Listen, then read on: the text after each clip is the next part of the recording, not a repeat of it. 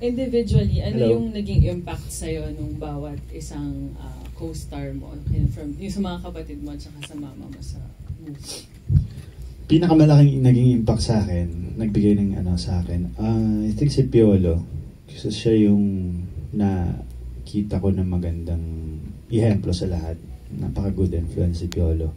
Team player naman, mahaba yung pasensya,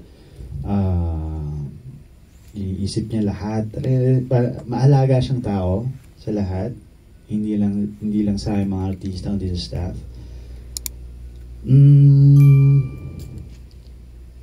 JK naman, the guy is so smart. Alam mo, siya yung kaibigan ko na parang kapatid pala. Siya yung kapatid ko na gusto ko siya maging kapatid na habang nabubuhay ako. Ganon, si JK. Kuya lang tao. Belle naman, si Belle ay maalaga. Ano siya, bunso pero maalaga. So, pinaglulutuan niya kami. Lagi siyang ma-order.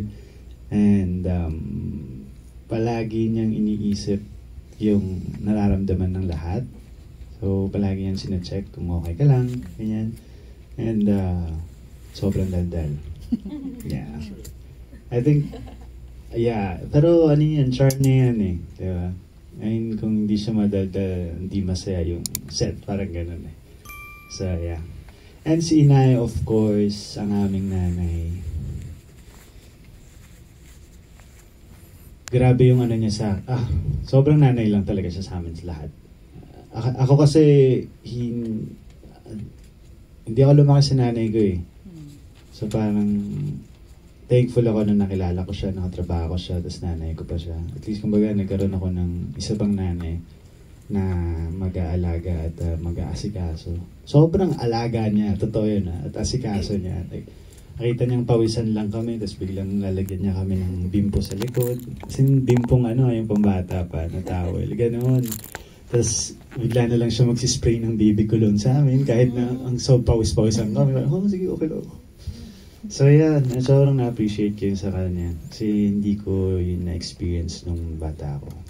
Yeah. And kay Direk Cathy rin, kasi sabi mo kanina parang pang ilang project mo na nga ba ito sa kanya? Parang ano yung nabago kayo? PBB, Barcelona. Kasi sumalo siya sa Barcelona eh. Unexpectedly Yours. And then ito.